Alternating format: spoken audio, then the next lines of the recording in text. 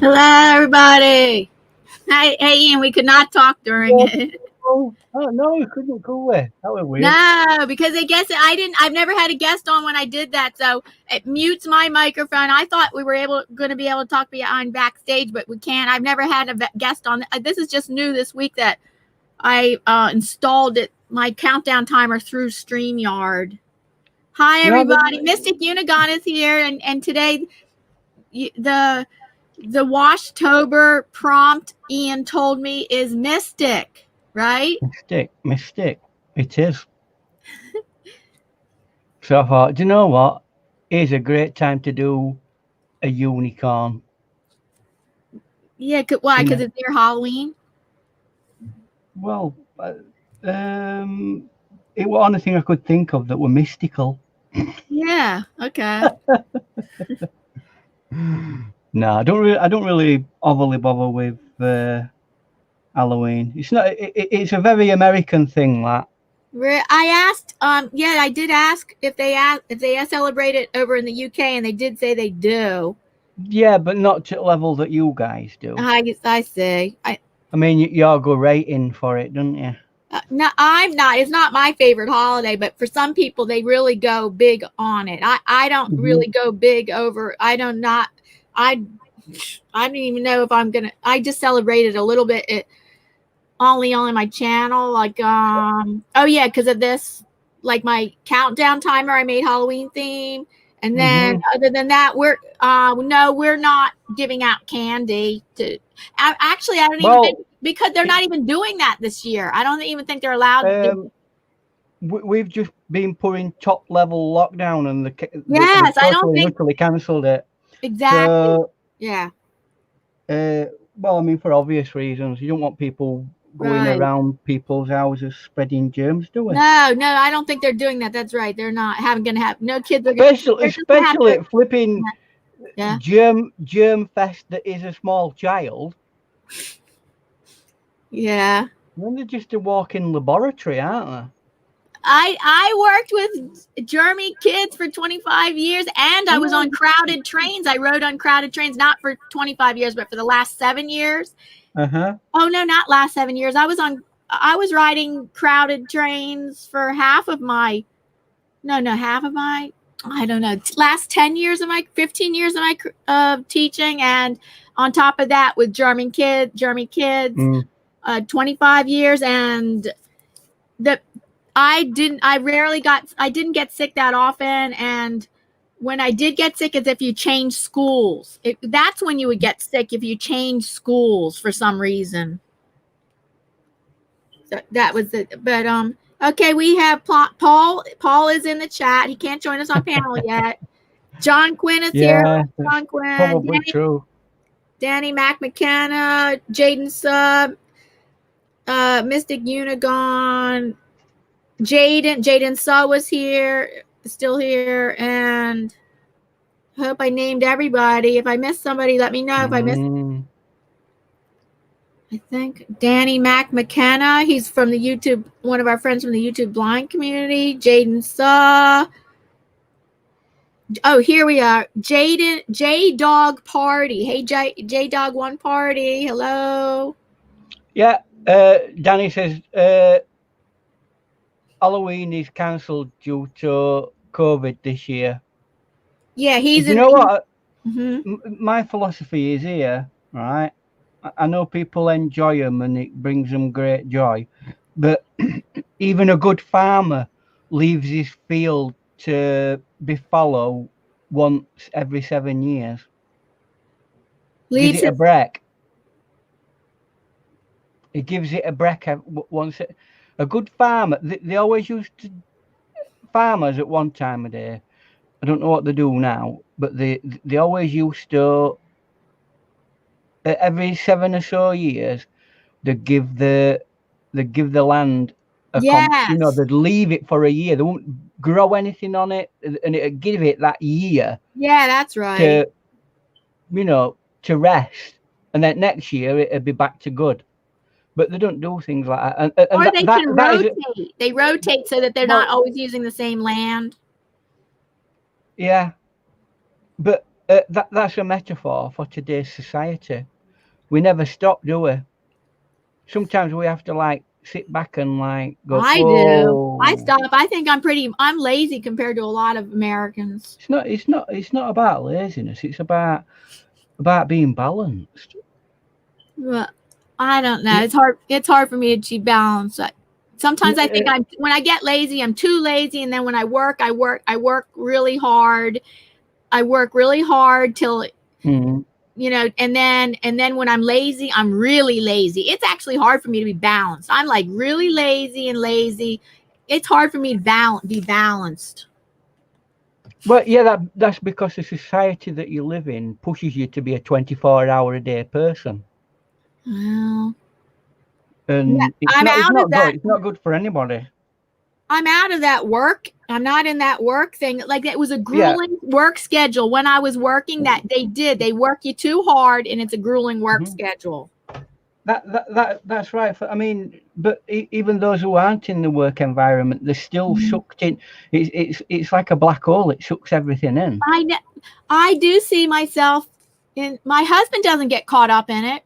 No, he's like, I did my 35 years of a grueling work schedule. His was really grueling. In fact, like many years where he had to be up at 2 a.m. so that he could be at work by 4. He had to be at work at 4 a.m, and then he'd get home at 3 in the afternoon. But it was 12-day work, and sometimes they give you, by law, they didn't even give you adequate break time. You would think with transportation workers, they're going to give you decent break time. I would think the government, but they didn't. By law, they didn't actually always get decent break time. Like they should get decent break time. They didn't always get it. And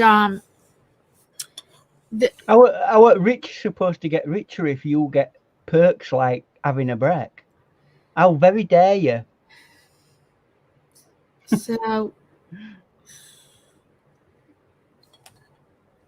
So, are we going to make a start then? Yes, unless that was a rant.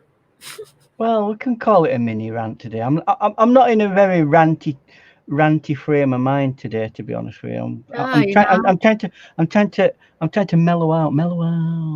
Oh, let's see what Paul says. They use the same land but rotate the type of crop they are planting. That's what I was saying. But it's still not good. It's what they used to do back in the day is not grow anything on the land at all. Let it lie for a season, and it give it time to breathe. Because if it's constantly giving out nutrients, regardless of what plants you put on it, it eventually it will turn into what a lot of America is turning into, a desert. And that's because you overfarm. And a similar kind of situation is found all over the world. It's becoming unproductive land because they keep rotating all the time. It's got to breathe in and breathe out, this earth. If it don't, it'll stop breathing. There you go. Eco-friendly message there for you all. Oh, Mystic Unicorn says her daughter is having a Halloween party sleepover with her cousin. All right. They all having unicorns. I think it's just having a sleepover with one person, her cousin, her daughter's cousin. Well, I mean, these days, you know, young kids they don't have to have a sleepover, can't they? Have like a Zoom over. Yeah, they could. I mean, kids are on the mobile phones to their friends 24 hours a day anyway, aren't they? Some, well, I don't. What I've seen. Well, some are. I mean, they're umbilically attached to the mobile devices. So, hi, all funnies and games.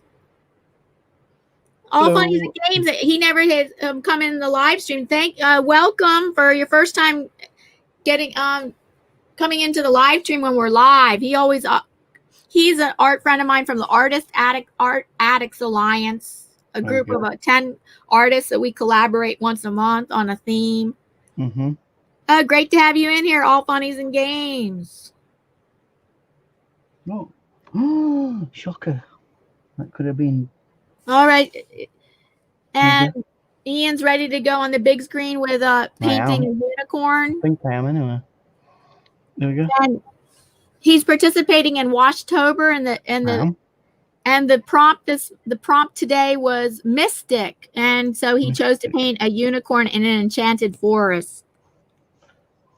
Because I couldn't be bothered to like get into the mystic kind of side of things. So I thought, oh, let's do a unicorn. I haven't done a unicorn for a very long time. Although some people consider that to be a unicorn, a mystic thing. I don't know. It's not something that dwells on my mind forever. Mm-hmm.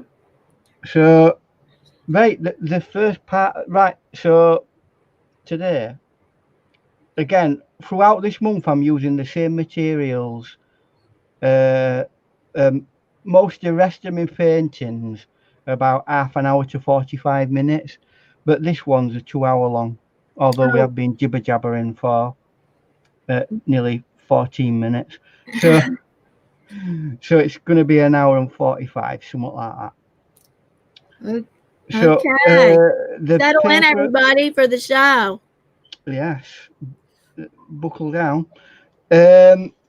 The background is like a forest that's glowing in a really strange way. It's a very dense forest. Cool. And you've got a light source coming into it from above, and it gives it like a foggy glow. So we're going to attempt to try and do that first, and then we'll fill in by finishing off with the horse with the unicorn thing. Unicorn. If you need a break, let me know. I can play the video clip again. I can play the countdown again, like as an intermission, kind of thing. Intermission. Well, I might need to change my water at some point. So. Oh, okay. When you do that, and if there's, well, I don't know. It depends if I can read the chat or. Yeah, but can you switch it off at any time, or do you have to have it on for the yes, I can. I can stop it at any time. Because it went a minute and a half over the normal. It were already well over by the time we got to starting. I know. I started it like at 4:50. I started it instead of 4:55. It was already 4:56, 57. Hello, John. Nice to see you. Right, let's get cracking. So, yeah. Let's waffle. We're getting on with painting. And if anybody wants to come up onto the panel. Oh, yes. Anybody would like to join us on the panel, please let me know. Let them know. Let us know if you would like to join us on the panel. Oh, Danny says that's funny about umbilically attached to their devices. Yes. They are mostly. I mean, they are. This is the generation that will not do anything with their hands, though, apart from press buttons. So I'm making a very watery solution. I'm gonna put a really it's almost glowy glow. So I'm gonna get a greeny color, but I want a lot of blue in it, so it's like a turquoise. I know what you're saying, turquoise. Did you say greeny color? A greeny blue color. Okay. But it's all going to be very, very, very, very, very thin and washy. And what I really need to do, normally what I'd do is I'd mask the horse off, but I've not done it today because I've been. Masking glue, you mean masking glue? Yeah, mask it off so I could work a lot more flowier. Yeah. What I don't want is to get any paint on my horse. So, I know the unicorn's going to be white, right? Yeah, white. Yeah, mostly. I mean, you can do a black unicorn if you want. I guess so. You rarely see them, but you can make a pink unicorn. A pink or silver. You can make your unicorn any color: purple, lavender. Oh, well, I've never come across. Well, I suppose you could, yeah. All right, Paul has the question. What kind of paper are you using, Mr. Jackson? Well, have we not already covered that? Yes, in Washtober, he does not use his best paper. It's not that it's not my best paper. It's just that I wanted to use this month because it's like, you know, it's fairly cheap to use, and I've got 31 paintings to do, and if I were to get 31 pieces of Saunders Waterford or Archers, it'd cost me an arm and a leg. Right. All right. So I'm getting in like a really dull, almost grey mint colour. Don't know if can you see that at the moment?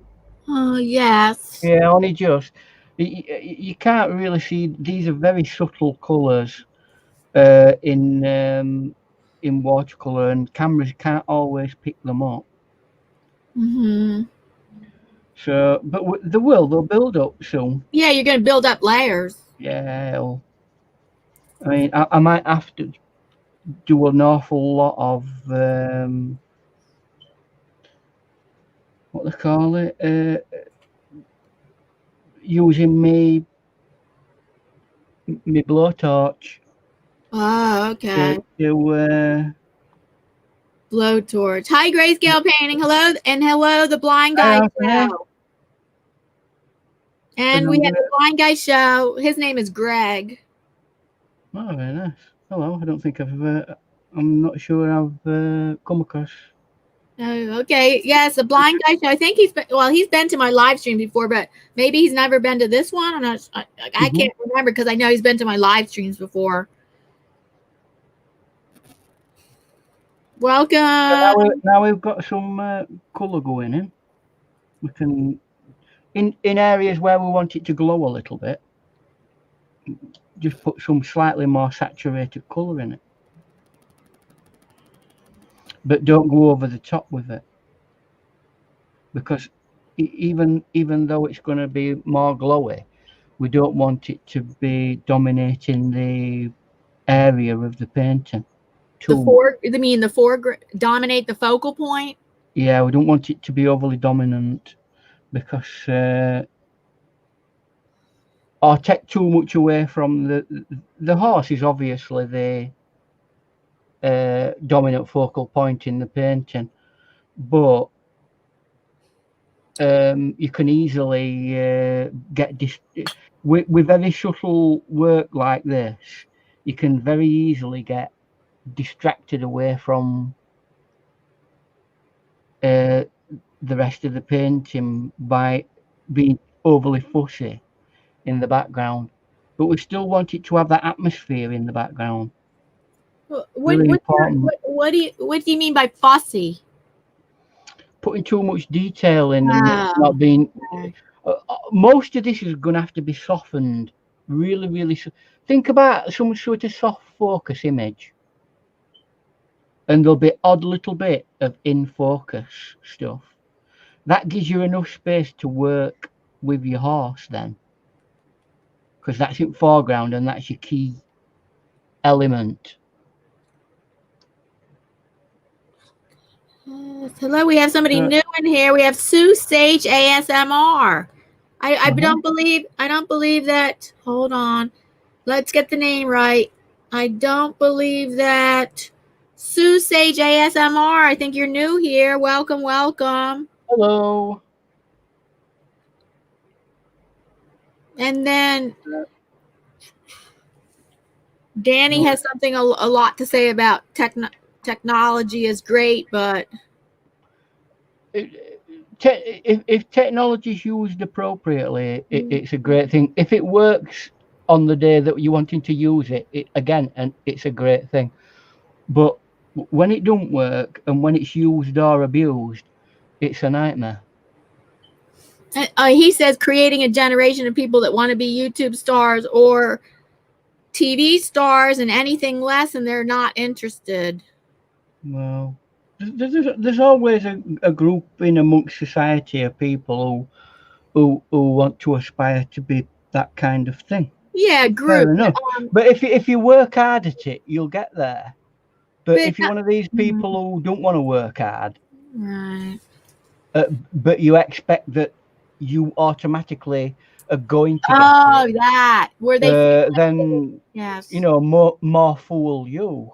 You know what no, I the mean? people that feel they're entitled, the Yeah. entitled, Oh, the I entitled mean, you people that know, feel like they I'm don't talented. have to Yeah. work, they don't have If to you, work to get what they gonna get, and they feel like, and that those people that just feel they're entitled to something without having to work for it. it's my experience in life that anybody who is actually talented and good at what they do, they might not necessarily be world famous, but they're good enough for people, you know, to get the credit that they're capable of. They may not be world famous people, but people acknowledge the fact that, yeah, they are good at that, whatever it is they're doing. But it don't automatically give you fame, or I don't get what people want when they want fame. I mean, to be frank, in the skill that we're doing here, art, not that many people are famous. Not living There's different people. levels. Oh, there's different levels of success. Yeah, there is. I mean, and levels of fame. As well, there's artists. Like a famous artist might go, well, you know, one of my big influences, Joe Bloggs down the road, that you've never heard of, and he's just a guy who goes out painting, and nobody's, you know, and that's true of a lot of creative skills.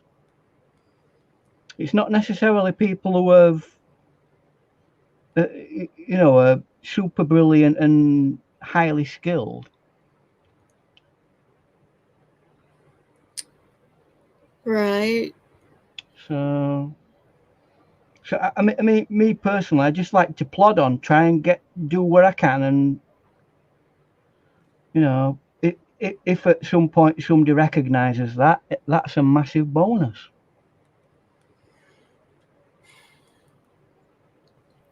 Now, as we get a little bit closer to where we are, it becomes more saturated in colour, and that's what they call I forgot what they call it now. Aerial perspective. Oh, aerial perspective. Aerial? I think it's aerial perspective. Yeah, I thought sounds weird. No, it's more atmospheric perspective. Atmospheric. Yeah, it is. Sorry, that's my dyslexia coming out. Okay.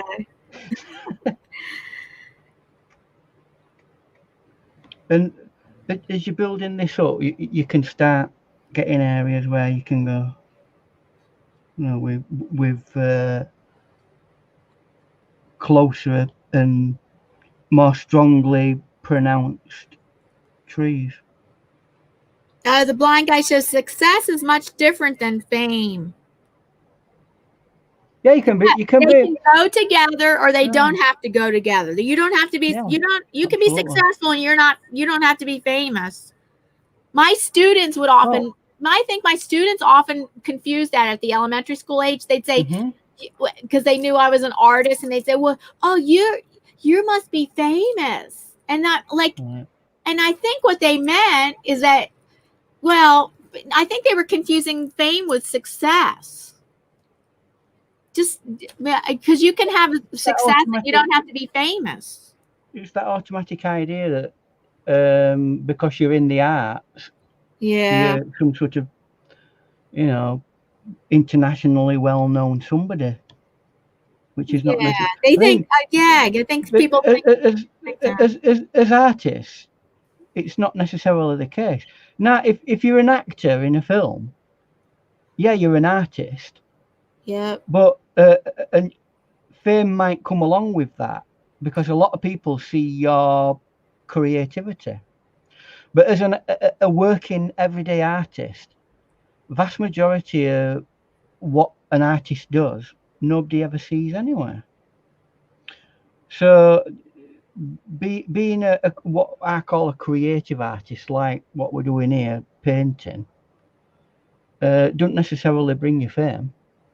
There's loads of artists who, you know, great technicians, brilliant at what they did, moved art forward, but you ask anybody who that is, and they go, I don't know. You know what I mean? So that shows that they're not famous. But even though they were technically gifted people. I mean, me personally, I prefer to look at a person and say, are you technically gifted, and are you able to manipulate your ability to cater for the environment that you're in? And if you were good at doing that, then in my opinion, you're a quality artist. Because being able to manipulate your ability to the surrounding environment that you're in is a key element in creativity. Mm-hmm. Oh, and Danny Mac McKenna says, I would not want fame, as you don't get 5 minutes peace for the, the press. Do my hair from the press. Do my hair or whatever. But yeah, the extreme fame can just drive you crazy. I mean, fame can drive you crazy.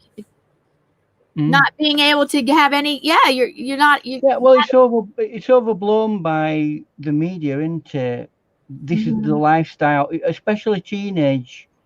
I'm not picking on teenagers here, but a lot of teenagers look at the lifestyle of certain fashionable people and they think, wow, and it's not achievable for them. Not at that stage. Just think how stage managed a lot of those famous stars are. They've got a big operation behind them to make them as good as what they are. It's as simple as that. And Danny says people that want fame sometimes don't often get enough attention from their parents, so then it's a cry for help. Really, that's what he says. Yeah, well, again, yeah, it's a nurturing thing, isn't it, as well? Yeah. Oh, got a rant. It's only a short one, right? I thought, do you know what? I'm going to stop up tonight to watch the American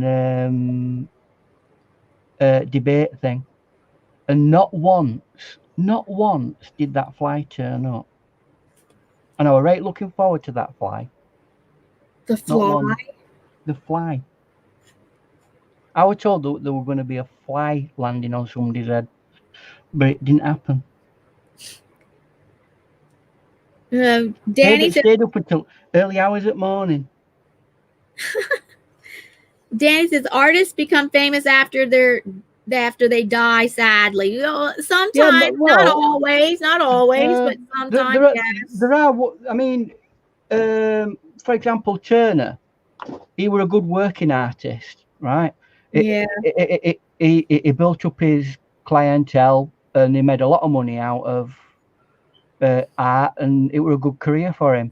But it was only really after he died and people look back at his body of work that we've been able to fit him into the scheme of art history. Oh, and then I think that then there's people like Kincaid, who they're like wildly famous and very successful right now. But I bet in history, in art history, they're not going to go down in art history. Maybe not. It all depends on, you know, when people look back retrospectively and say, what has this artist done to progress modern creativity? Now, Warhol, he was famous. He was famous while he was living, and I think his artwork is gonna probably go down in history too as being because he was involved in a particular creative art form. Now it all depends on how valid and relevant that art form is for the next generation of people. Uh-huh. They may look at it and think pop art, no, it's rubbish. But then again, they may look at it and it may be the inspiration for the next level of art. Who knows? So it all depends Yes, on. who knows? Who knows then? Yeah, none of us, and it won't be in our hands anyway. And then it'll be in the next generation's hands. In the future, past that, the next generation might say, "Oh no, pop art was valid." They could look at pop Absolutely. art differently from the generation previously and say, "Oh no, pop art does have validity." Yeah, there's a lot of people retrospectively looking back at the Baroque style of painting and the old ways now, and going back to classically trained art. Yeah. So, it goes round in some weird circles sometimes. Paul says Andy Warhol was famous while he was alive. Well, yeah, he was famous while he was alive, but his artwork is still famous and valuable right now. His artwork is still valid for this generation because he spawned an awful lot of what is created today. Now, whether that will be the case as trends change. Yes, right. The better people have debated this matter than I have. So I don't know. I don't know where that will end up. Right. But all we can do is do as best as artists and hope that what we've done is part of something that people will acknowledge once we're no longer here. Otherwise, we'll just fade into the background like many artists have. But then again, look at me. I'm painting a watercolor. How many tens of millions of watercolors have been painted? Is that any more relevant than any other watercolor? Has it pushed the boundaries of watercolor painting? Not really. So, to be frank, although I will have a body of art that people will be able to go, "Oh, that's an Ian Jackson," it don't mean to say that I will have progressed art on in any way. There aren't that many progressions in art these days. Most of what's been done in the past that's pretty much settled as the norm. And until somebody comes out with some fantastically different concept, we're going to be stuck in this cycle of everybody just painting what we consider to be art, which is nothing wrong with that. Yeah, there's nothing wrong with that because it doesn't mean that you have to become famous in art history to have done something that is helpful and whatever, valuable and meaningful to yourself. But that's only people who really look hard at stuff like that will really ever appreciate the nuances of individual artists. Yeah, but it comes down to you do art for yourself, you do art for others, and yes, if you do art for others and only for others, then you're not doing art that's meaningful to yourself. So the art that you do should have some meaning to yourself. Otherwise, it's pretty empty that if you're only doing art for others. By the time that you're doing art that people will appreciate and go, "Wow, I like that art," you should have been able to have created a skill base where you're doing what you want. But a person comes to you as a commissioner and says, do me a unicorn, but do it in your style,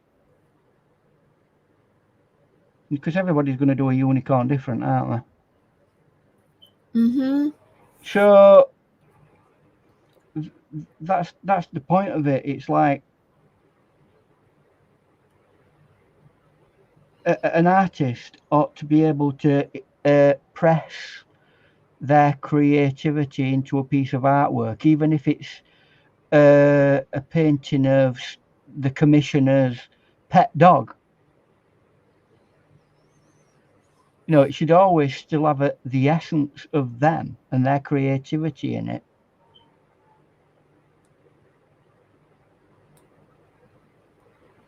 But a lot of artists just do exact copies of photos.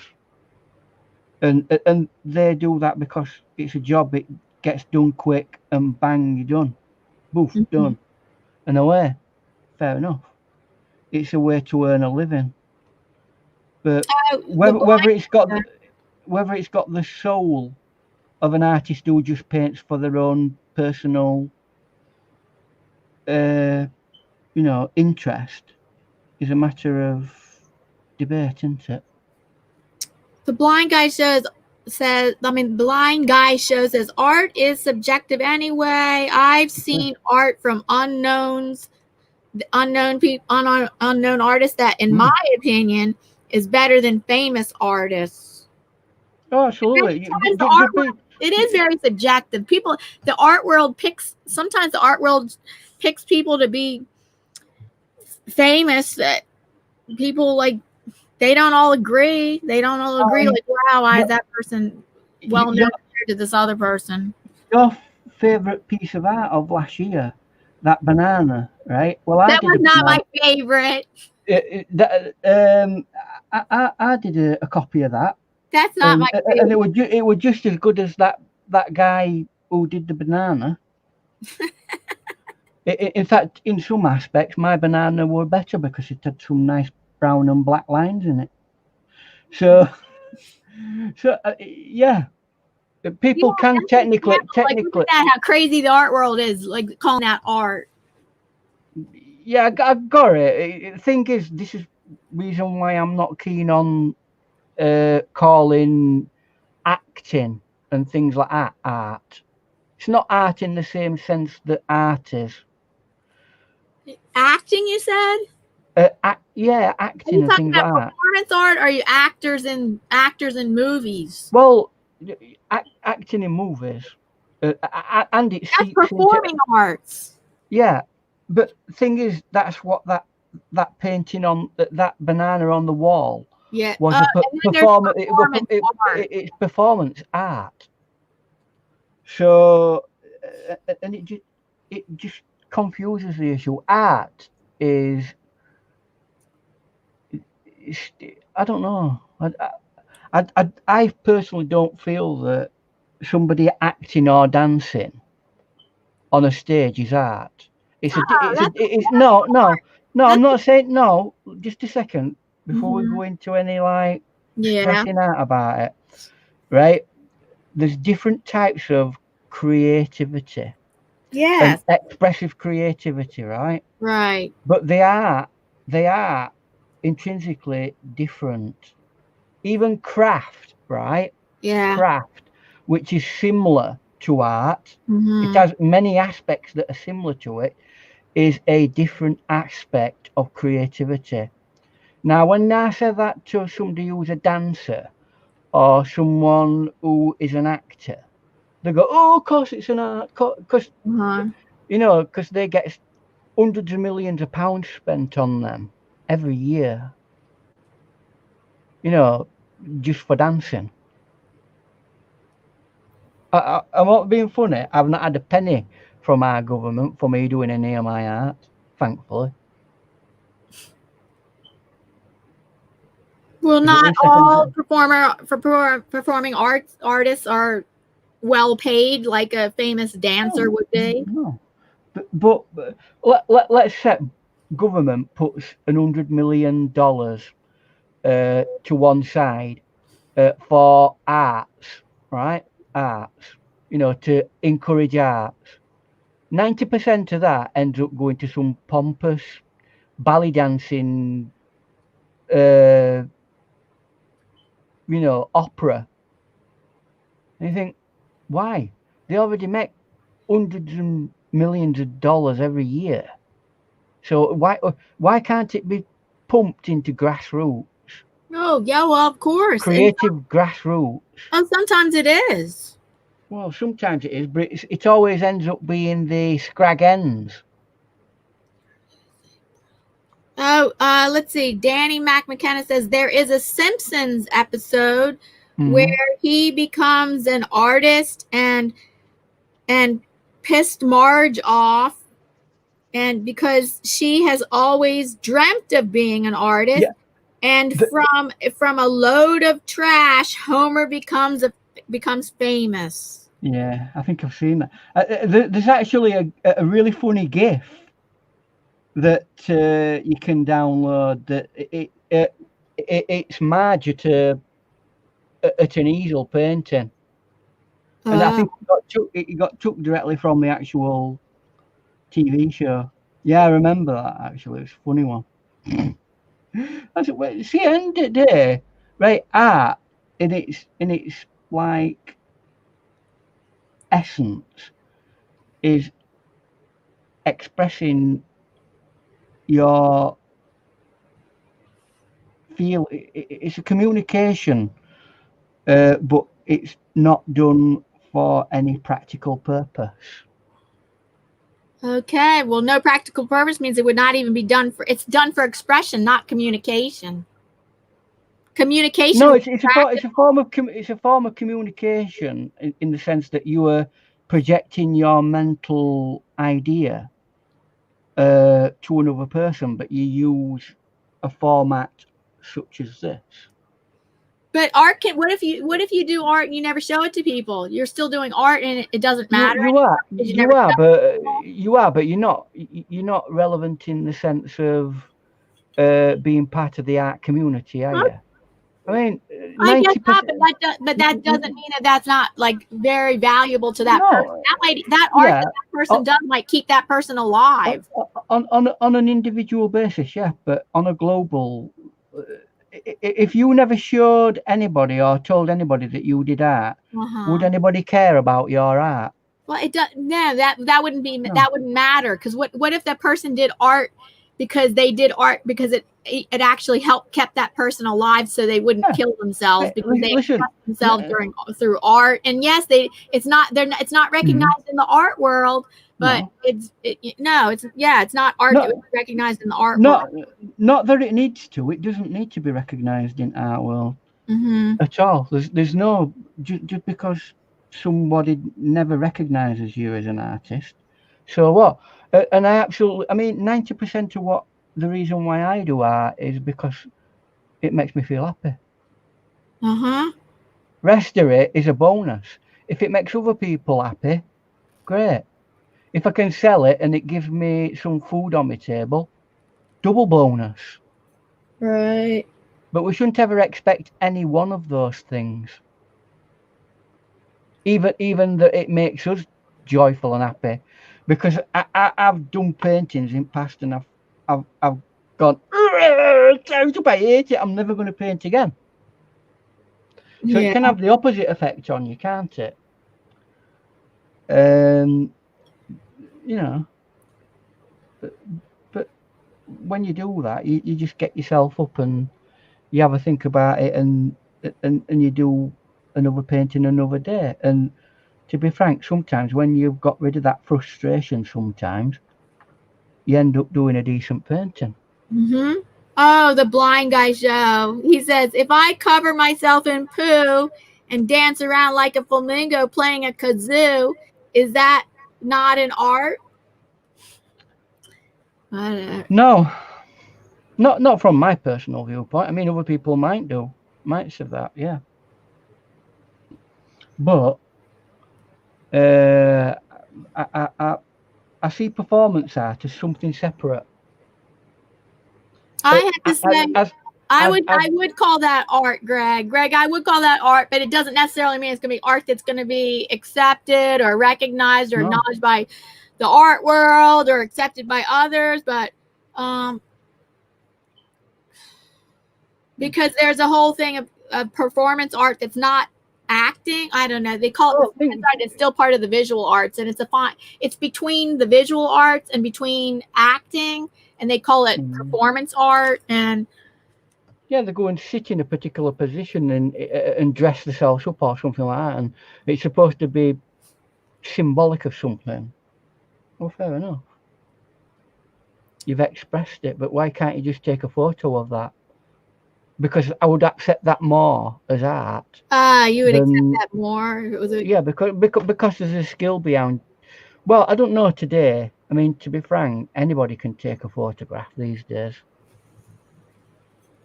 But the thing is with photography is consistency these days. You might take a photo of something that's groundbreaking, right? But if you're not an experienced photographer, can you go and do it the next day, and the next day, and the next day, and the next day, and have a consistent amount of work that's at a consistent level? And that's what you'll find these days. You get people who have one-off photos that they've done digitally, and you think, well, I don't know. Are they good, or were they just lucky? But yeah, photography. Right, if somebody stood in a window with some, I don't know, doing something, I'd say that was performance art, because they're performing that and it's live at the time. Whereas if someone took a photograph of that, then I would call that more art, more a piece of art, because it's capturing the moment and it's communicating the artwork. And it might be done from a completely different angle of thought as well, by moving the photo from the perceived idea to a different angle. You can change the mood.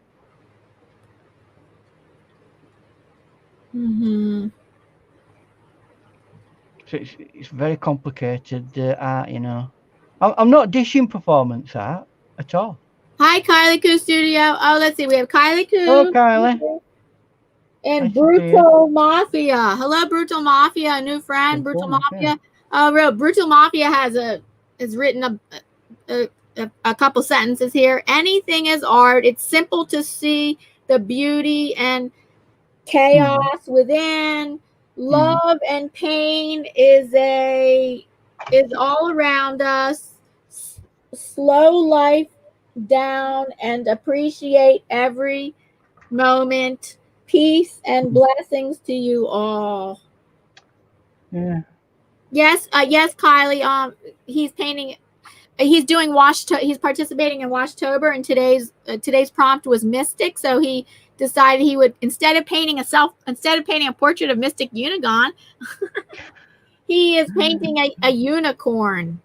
That's his interpretation. This is Mystic Unicorn in an animal form. Oh, there you go. Ah, there you go.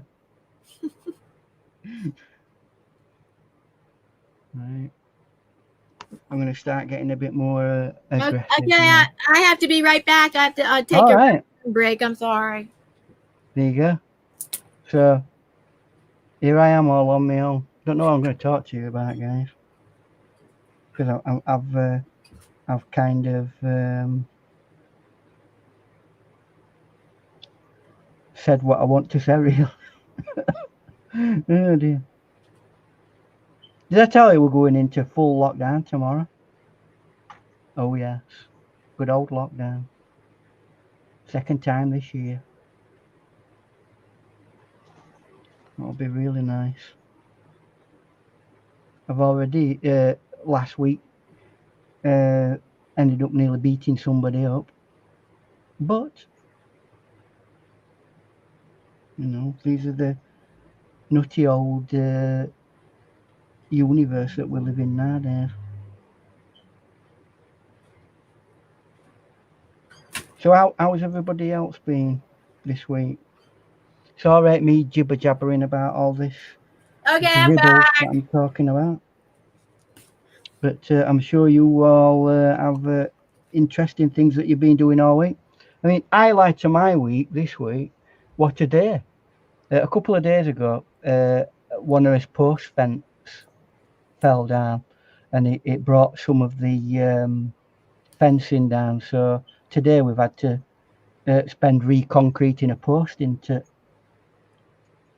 I thought I weren't going to get done in time to do the unicorn.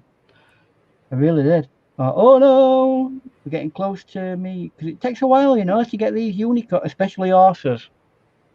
Anybody who paints horses and draws horses, you know how complicated they can be sometimes. Even though, do you know what? I spent the first part of my life with a drawing book, and all it was full of were horses. John is an awful lot better, thank you for asking. For those of you who don't know, he spent a couple of weeks in hospital, my dad. So John Quinn was in the hospital? No, my dad was. Oh, yes, your dad. Yes, that's right, your So dad. I'm just answering to John Quinn. But yes, he's an awful lot better now, thank you. So he's getting back into a routine, but we've got to keep looking after him for a while. And that's why I'm not on as much as what, you know, hopefully at the end of this month, I'm going to get back to doing some videos and things. But at the moment, I'm a bit tied down.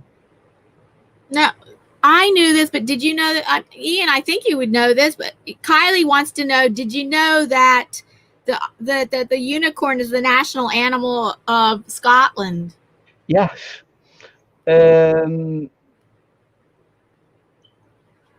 Do you know, I looked it up the other day, what it actually means.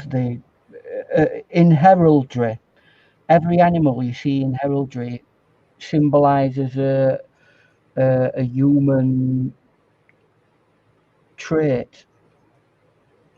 I think it's purity. Oh, yes, that's probably right. I think so. Purity and strength. Yes, what does it symbolize, Kylie? I'm not right sure. But in heraldry, that's what I can't remember. I did look several animals up though, but I might be mixing my animals up.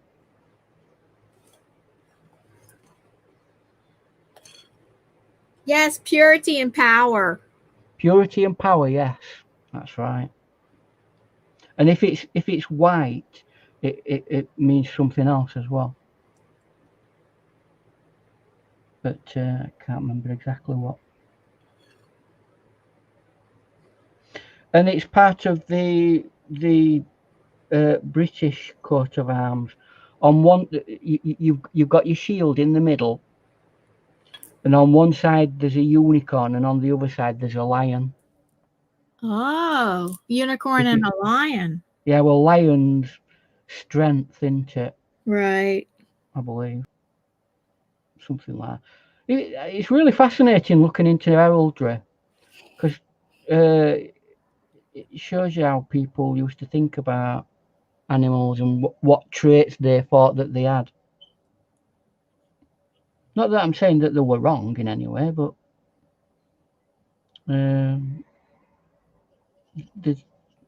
obviously a unicorn. Should I say this? Don't really. Only in Barnsley. We have got a herd of unicorns in Barnsley. But in reality, unicorns don't exist. It's just a figment of people's imagination. Danny, who comes from the UK, he says the unicorn and the lion represent the arch nemesis, meaning England and Scotland. Yes, I do. What it is? That particular piece of heraldry represents the Union of Great Britain, and one is the lion, and the other one is the unicorn, and that's the unity of Great Britain. And in the middle is the sovereign, and that's what it represents.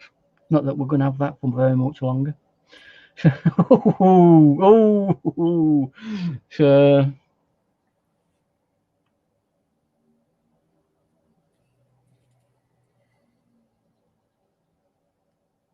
Right, what time are we? Oh, we're making good progress. So, as you can see, we're slowly but surely building up this like foggy kind of misty kind of feel. Yes. And in foreground, we're trying to like develop a bit of detail so that really shows up against the foggy, lacking detail area. And that's how you create a sense of depth. So Kylie says the white unicorn is supposed to represent the balance between Yes, male it and does. male. Hello, Sleeve Stack Rules. Yeah. In certain aspects of heraldry, it represents balance. And John Quinn says his family's coat of arms has a Pegasus, and he's not sure of the meaning. I don't know. I haven't really ever looked at what a Pegasus represents. Because it's got wings, it might be swiftness. Oh yeah, Like swiftness, like an eagle. Yeah. But I won't. You know, I did used to have a book on all sorts of, you know, page after page explanations of what every single little bit. But could I ever find it? No, it's vanished. And it were a great book. It's like one of them books that sign writers all have. But I got it when I were at college because they said it were essential reading. It were a good book because it tells you everything you needed to know about heraldry. And but over years it got put because it weren't overly practical. Not very many people do heraldry. In fact, strangely enough, it's something I'm wanting to get back into doing. Not commercially, but just, you know, because I haven't done it for ages. And it's just something that I think, you know, it's about time I had a go at. About time that you'd had to go at it, like you. Well, I've had to go at it in the past. I've, you know, Oh, you done it. I stood up on it. When I did sign writing. Part of what you do is you learn about heraldry because it's like it's part and parcel of the history of sign writing. So you do go into because we did art history from a sign writing viewpoint. That were one of stop off points, heraldry. And there was this guy, he was a professor, and he was really hardcore into it.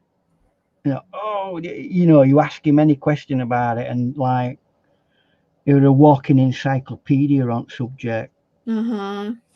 It was really interesting, but not that practical in the modern environment.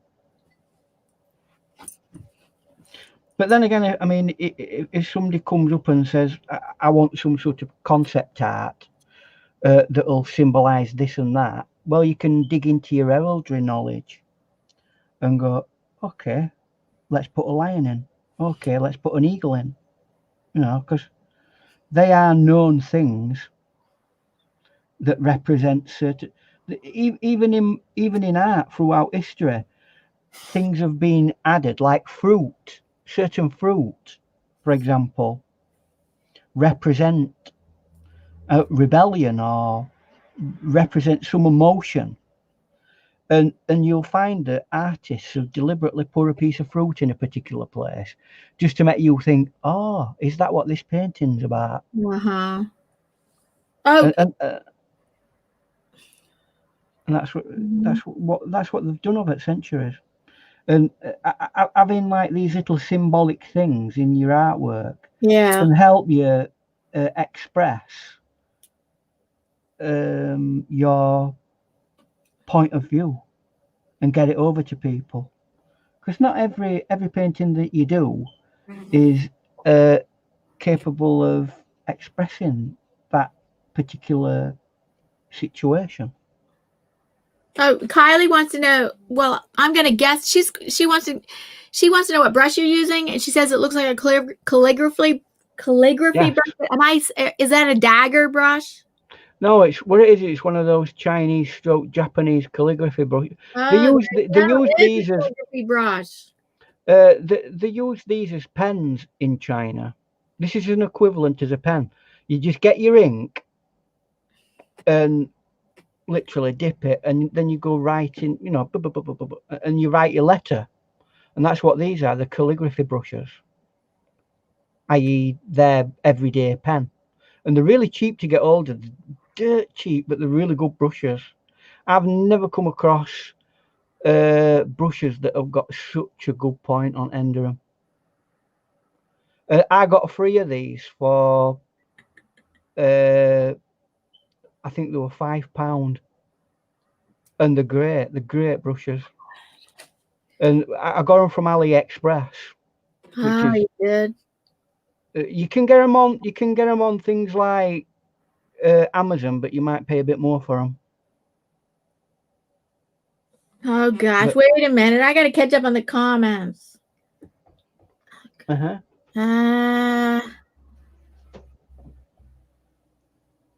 Okay, hold on. Oh, John Quinn says a heraldry term was used in the old cartoon Underdog. I remember Underdog. A villain character was Simon Bar Sinister. What? Simon Bar Sinister? No, it's not one I've heard of, that, to be honest with you. Oh, and then Blind Guy Show says, don't know about unicorns, but I have a sporran made from a raccoon. Sporran made from a raccoon? Well, I suppose they have to. I don't know what. Kylie will be able to tell us what actual sporrans are made of, I'm sure. Is it the hide of a bull? Don't know. Not right sure. But I suppose you have to make them out of whatever small rodent exists in your area. Oh, Kylie, no, he's using watercolor, not ink. These can be used. They're normally used with ink, right? The pens, basically pens. But you can use them with watercolor. I would not advise you to use them with any thick opaque paint because they just rip to shreds. They are very delicate. Okay. But and they don't like being pushed about by any paint. But when it comes to like nice long lines, brilliant. They're as good as a rigger, if not better, because you can get a lot of paint in the belly. So what we're on 5:10. So I don't know. What I'm going to do is I'm going to go back now over this, and I'm going to see if I can get a very, very light glow over it, because I don't think it's glowing as well as I'd like it to. Kylie says sporanos. No, what is she saying? What is she saying? Sporans are made from leather or fur. Never seen one from raccoon, thankfully. I suppose you have to go with what small mammals you've got, aren't you? If you haven't got a bull or a cow, available, then you have to go with the flow and use a small rat or something. And people are Paul and John Quinn are saying they loved Speed Racer. I remember Speed Racer was not one of my favorite cartoons, but yeah, I did love Underdog. I've got to say I've never come across that. Yeah, maybe it never came to your country. Maybe not. John Quinn says, I loved Speed Racer. The inside joke with Simon Bar Sinister is that Bar Sinister in heraldry meant the person was a bastard. Ah, yes, it does, yeah. And this goes back to some really weird old English words.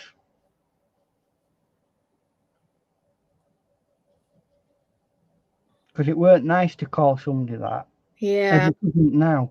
But it doesn't mean the same as what we, you know, it's said for the sake of saying it. It was like worse back then, right? Really? Oh, yeah, it were a real slur on a person's, especially if they did have a father. Yeah. If they had a father and somebody's saying, "Look, that's really bad." You know, no, you didn't. That's not your father, and all that sort of stuff. It's, you know, it were a slur on people's name.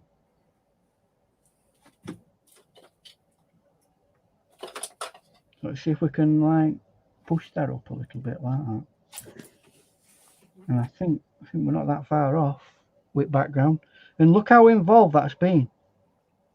Even though we said we didn't really want to, you know, over egg it. But sometimes you have to do enough to give it that atmosphere.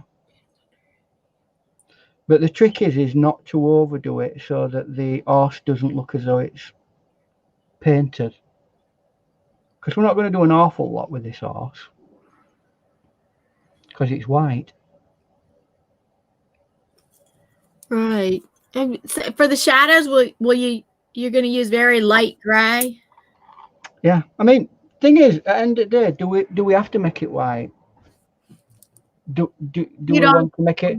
Do we want to make it another color completely? There's no reason why it should be white.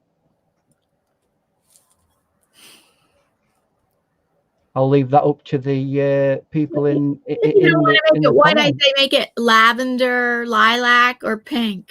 What we've got to avoid is that it's not a similar tone and lightness, because it'll fade too much into the.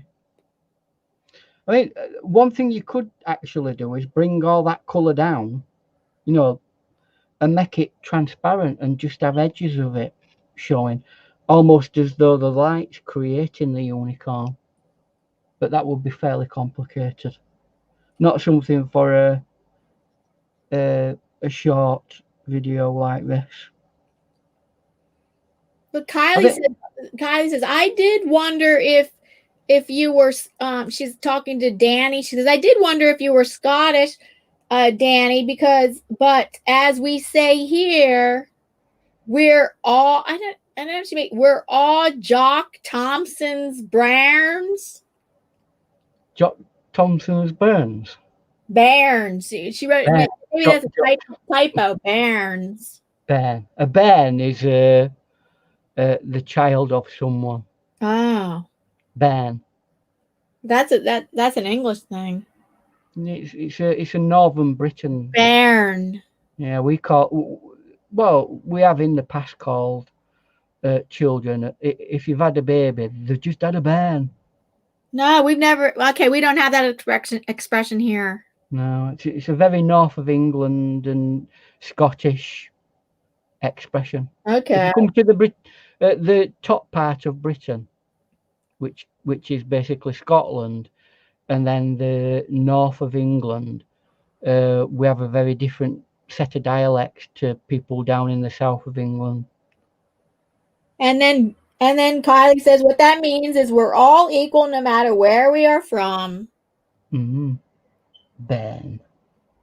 I hadn't heard the word bairn for a while though. So there you go. No, I'm just going to be a bit more aggressive here because.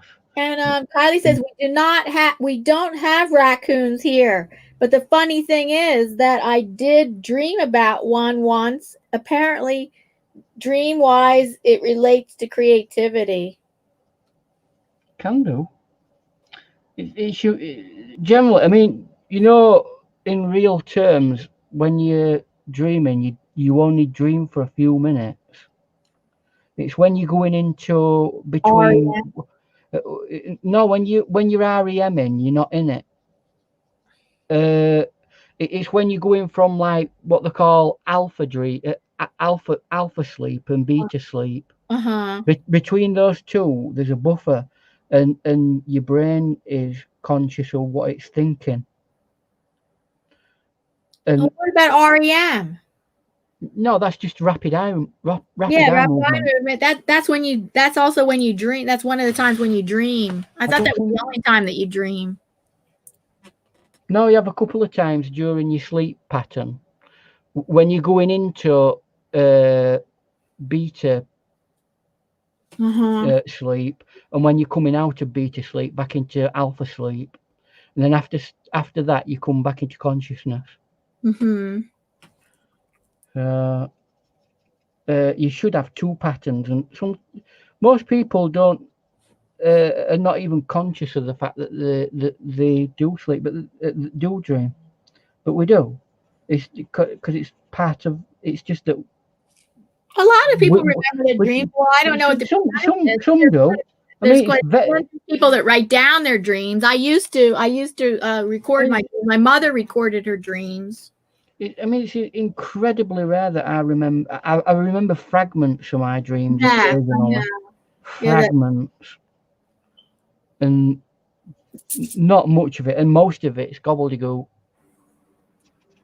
So, yeah, you make of that what you do.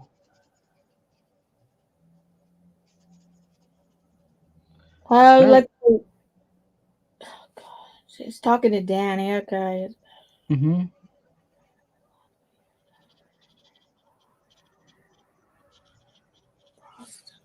Oh, Kylie thinks they're going to have a frost tonight. Yeah, I believe so, Kylie. We've been forecasted as it going down to 0 tonight, and there may be a ground frost in the morning. And don't know whether it's going to affect Scotland, but about 60-mile-an-hour winds later in the day. Ooh, I hate it when it gets the high winds get that high. And they have given some areas of England a warning that that might knock some trees down. They don't call that a hurricane. So. No, it's worse than an hurricane because it's solid. It's solid wind. It's like a block of wind rather than it whizzing round. And what do they call it? Wind. No, they don't call it like some kind of. They don't. There's no special word for it. No, it's just wind. I mean, granted, highest we tend to get is about 100 mile an hour. What? You do get 100 mile an hour? Yeah, I mean, in certain places, that's a hurricane. It's not. Well, it isn't in the sense that hurricanes can go 120, 130, 40. But the thing is, that's more to do with centrifugally spinning like that on an axis. It doesn't with wind. It just goes straight at you. And it blows and it keeps blowing. It's constant. Right. So, it can pull trees up for definite. But thing is, in UK, our houses are made out of stone or brick. 9 times out of 10 they are. So it don't matter how much wind blows in UK. It's not going to do. Wow, see, I didn't know you guys have a lot of wind there. Oh yeah. Yeah, Kylie's saying, "Oh, Diana, I don't know what she was talking about, but she goes, that's a summer with a breeze. That's a summer day with a breeze in Scotland." But I think she's talking about 60 mile an hour. 60 mile an hour. Yeah. Well, I've got to say, I've been to Scotland on 1 or 2 occasions in my life, and I think one day in Edinburgh, it was nice weather, and I think I've been to Dundee, and I've been to Glasgow 2 or 3 times. They were like typical British rainy weather, but cold.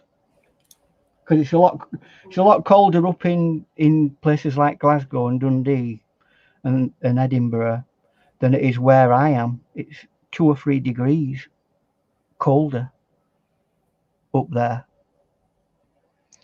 And then again, if you go down to London from where I am, it's another 2 or 3 degrees.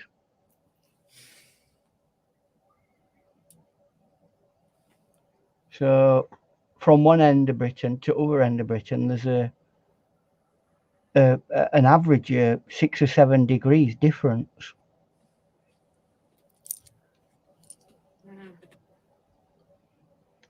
Right, Wait, did you say you used green in your background? Yeah, I don't know if it's coming over, but I don't know they're whether all grays. It just looks like shades of gray. Right, so okay, I'll see if I can. At first, when you showed it, I'm like, yeah, I can see the green in it. And then when I'm looking at it, I'm like, oh, that looks all like shades of gray. But I did see that green when you first showed it. Yeah. So how was everybody liking it today? Because we're talking serious today, aren't we? Yeah, serious. Right, see if I can get a bit more.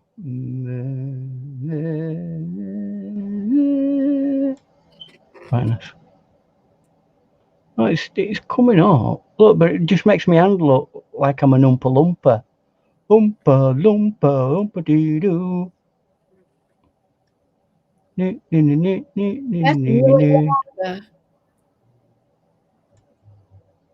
No, I don't know. Is it contrast?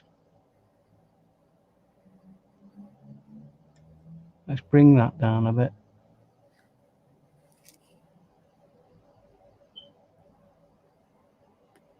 I mean, it's very subtle. What camera do you use? A webcam or? I'm using a webcam. Can you see that now?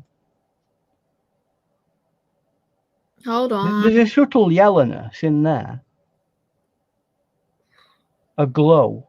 Yeah. I mean, it's not that major. Yeah. Just take into account, it's like. I saw the green before, and I just don't even see the green. Yeah, but problem is now, look at my hands. It looks like I've been to Filey on holiday for too long. Yeah, like you have tan hands. Yes, I have. No, and they're not that color. Oh, so what I tend to do. You're not really tan like that. No.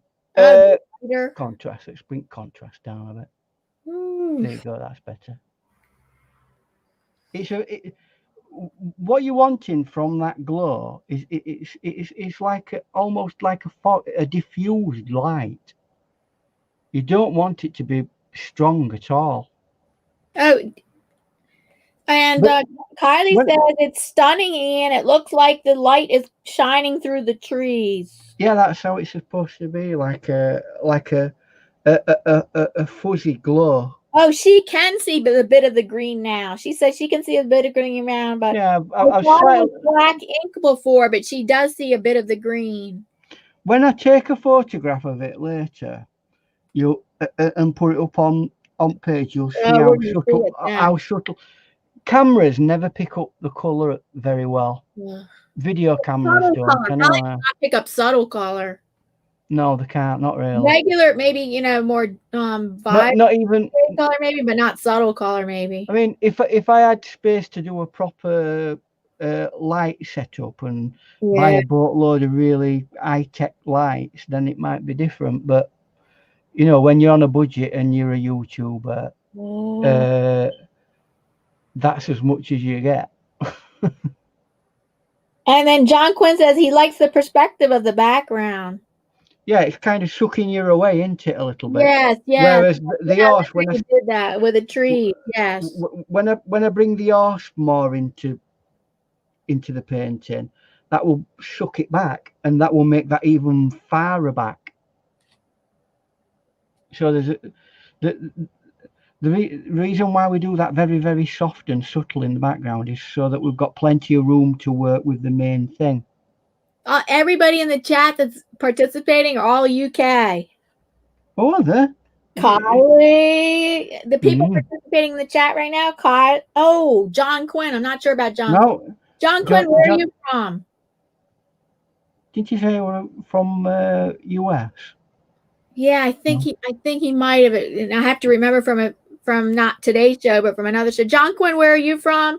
And then Danny's from the UK. Oh, he's from Texas. Okay, That's right. Texas. Right. So I've got my unicorn set up. And the first thing I'm going to do is, unusually for me, I'm going to go into detail, get the detail done. Because I've just realised I've only got about half an hour left. So, first thing we've got to do, right, light is coming down like that, but from behind as well. It's a bit weird because light is being diffused and it's creating an even tone on the horse. But we still want to create three-dimensional space by getting certain shades in certain areas. So first thing I'm going to do is establish that underneath everything is darker. And this is where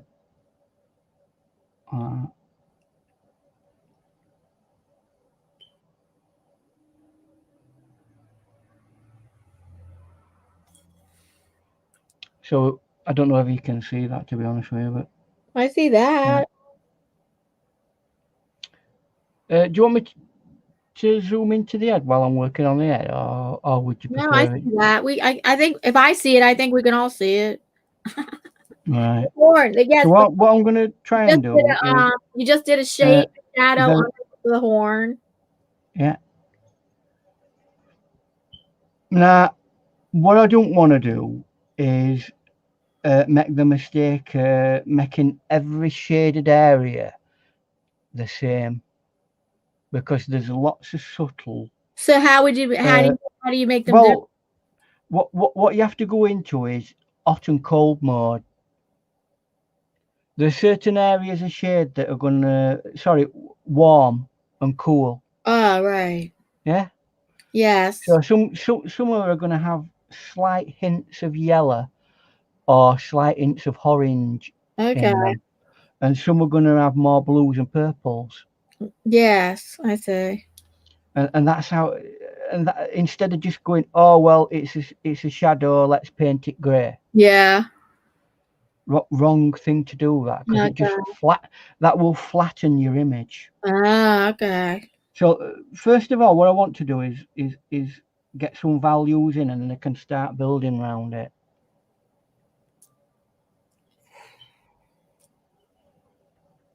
If I've left myself enough time, because it's well, it's okay if you don't finish it, and then they can just see the finished picture on the on the thumbnail, but you always post it on Facebook. Yeah, well, it's going up anyway because it's one of the prompts for the day. So under it. Oh yeah, you're posting all your prompts for Washtober. Yes, that's right. Who hosts Washtober? The guy who set it up is called Leroy. I can't remember his second name. He's from Israel, and he does watercoloring all the time. Very good artist. Well worth having a look at. Okay. So while that it's your first year participating in Washtober. Well, what I was going to do is participate in Inktober, but do some ink-based. That was my idea at first, but there's been a bit of a controversy going off with that. So what is the controversy? Can you talk about it? I heard about controversy, but it's whether it's a controversy or not. But it's made people like step back and go, "Ooh, you know." According to one individual who wrote a book, this guy who's doing Inktober, he's wrote a book, right? And just take into account that art is very procedural. And if you write a book, if I wrote a book, it's not going to be that dissimilar to many other people who's wrote a book, because it's particularly procedural. Like the vast majority of people who paint watercolors would do the background first. Now, if I were advising somebody to do a painting in a book, I'd say, do your background first. Now, the point is the person who wrote the book originally has said that this other person who does Inktober has plagiarized him. Now, maybe not. I don't know. I'm not a lawyer, so. That's what they said. Yeah, and it all blew up, and I thought, oh, I can't be doing with this, because you know what happens when you get into a set of mangy rows with people who are in art industry. It all becomes very opinionated, and oh, I'm not going to bother with you anymore. All right, fair enough. I've not got time. At the time, I was almost thinking I'm not going to do this anyway, because you know I've got my dad in hospital. We don't know what's happening with him, and Yeah. And my arrangements for everything were in tatters. I didn't even think I was going to be doing it. So this Leron guy, right, he said, look, we're going to do Washtober because we do watercolouring. I were already set up to do like a pen and wash ink kind of thing for entire month.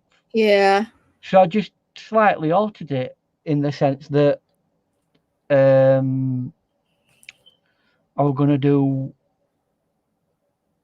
I'm going to do it in as a pure watercolor exercise rather than Inktober, which is what I was going to do. And that's it, really. So this is the first year of Washtober? It is. I mean, there's been since this has happened, there's been several different people set different new challenges up.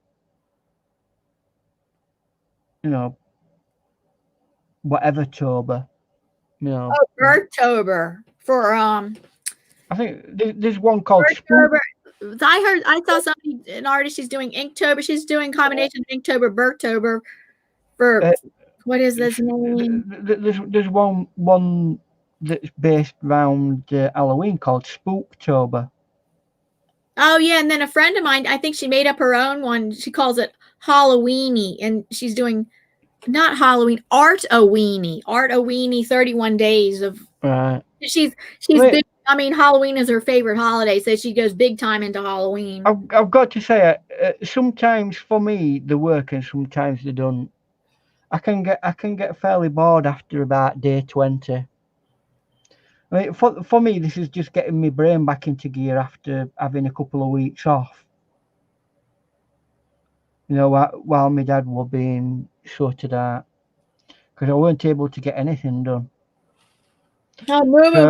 Mumuku, she comes. Well, she was born in the UK, but she lives in Venezuela. She says, "Ian, I see the shades of green with your tanned hands." He doesn't. Yeah, my hand's gone green, hasn't it? He doesn't really have tan. Hi, Ian Matthews. Again, Ian Matthews from the UK. Hi.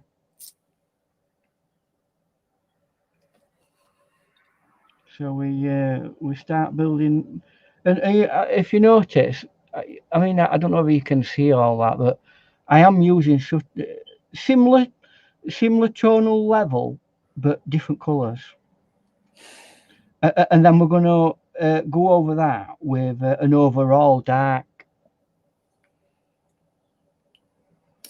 I think I might use a bigger brush because we're fiddling too much, and I'm running out of time, guys. 30 minutes to go. Kylie says Ian's hands are now Shrek. Oh, Paul's behind, is backstage. Ian's hands are now Shrek colored. That's what Kylie says. And now Paul is here joining us because he couldn't join us before. Hi, guys. I've got yellow jaundice. Yeah, you do. But that's so that people can see that I'm actually painting in color. I don't see now at this time of year. I'm having to work off at this time of night. I'm having to work off lights and not daylight, and that's the difference. Yep. So we have to. Unfortunately, that's the way it is. Man, I'll tell you what, you wouldn't think there's a COVID problem around here, man, with the traffic and people. It's crazy. Yeah, but you know that it's slightly in the sense of you've got a massive big country that's got 1 billion people in it, right? 311 million, I think. No. Yeah. It's got 1 billion people in it, America. No, it isn't. Population is 311 a million. 311 million. You're telling me that America's only got I think 311 million people in it. now. The last census was 288 million, and now it's 311. And it's still probably going to be bigger than that a little bit because it's not done yet. Wow. So it's 311 million. That makes it like your country's got nobody in it. For 328 million. How much? 328.8 million. Okay, so I was close. So for that amount of space that you're just take into account, your country takes up a quarter of the planet, right? UK 66 million. And yeah, exactly. I mean, we're only a tiny little island. Yeah, and there's a lot. We've got 66 million people in there. That's how many of you got? 328. So we've got a quarter of the amount of people that's in America. So are you trying to tell me on our island? Are you trying to tell me, Ian, don't bitch, Paul, about traffic? What I'm saying is, we've got a lot of per head of population and per amount of land you have. Well, you're going to come across a lot more people in your country, aren't you? Unless there's a lot of people that can't identify themselves in the census because they're illegal. Oh well, that's a completely different thing. Well, that's a whole different. Every country has people who are in the country that are illegal. It's the way it is, and some people encourage it as well. Yeah, I had a routine exam with the doctor that did my cornea transplants. Oh yeah. Then I have they're both ophthalmologists. Then I have another ophthalmologist just for glaucoma, and he's my glaucoma doctor. He's the one that monitors my eyes more often. Yeah. It's just when I had the 2 cornea transplants, one at 35 and one at 47. Mm-hmm. I just have routine checkups with him on it. Do they pop your eyes? Did they put you? Do they what? Did they put you in a machine and do they like blow air onto it like a? No. That when they do that, Ian, that's for like a preliminary test. Right. It doesn't give a proper reading. They have a special device with a blue light, and they can read the pressure when it touches your eyeball. Right. You gotta put your head in like a little chin rest. Well, you get locked into it, and it pop. I have to have one of them occasionally, but it's just part of what you have to have when they're just monitoring your eyes. Yeah. So it's just preliminary. It won't tell the actual pressure. It'll just say if you have high or normal. Where I've got to have it, we monitor every point of pressure. But normal eye pressure is 15. You're already diagnosed as being a person who has that particular thing, so so they go in more depth. Yeah. Which makes sense, really. So, and they're checking my cornea graph and all that. Everything is looking good there. Just my glaucoma pressure, it's out of control. It's high again. I mean, there's nothing we can do about it. I can't do any more surgery. That's why I ended up legally blind, trying to go to the well too many times. You don't want them messing about with you anymore, to be frank, do you? No.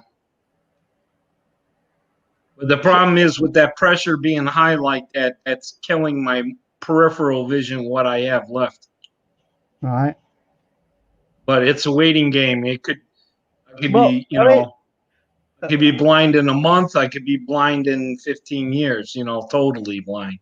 Who knows? But I can't take these risk surgeries anymore. Oh no. Can't do it. I've done too many already throughout my life. So for me, I mean, I'm no expert on this, but I just think unless they can actually prove that it's going to give you 100% of your eyesight back, and it's not going to be a problem for the rest of your life, then it's only delaying the inevitable, isn't it? Yeah. So right now the risks outweigh, because I'm already maxed out. I'm on the best medication there could be. I have the top doctors in the country. I drive to go see this doctor, this specialist, right? It's like driving from Leeds to Manchester. Right. So it's over an hour and a half drive. Yeah. Right. It would be that same distance. It's about 65 miles one way. Right, yeah. About 65 Oh, miles. we have Brandon Jackson wants to join us on panel. Yes, Brandon. Yes, I can bring you up on panel. Mm-hmm.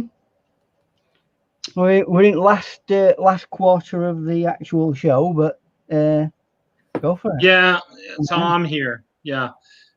I was a half hour late too because there was a big accident on the motorway.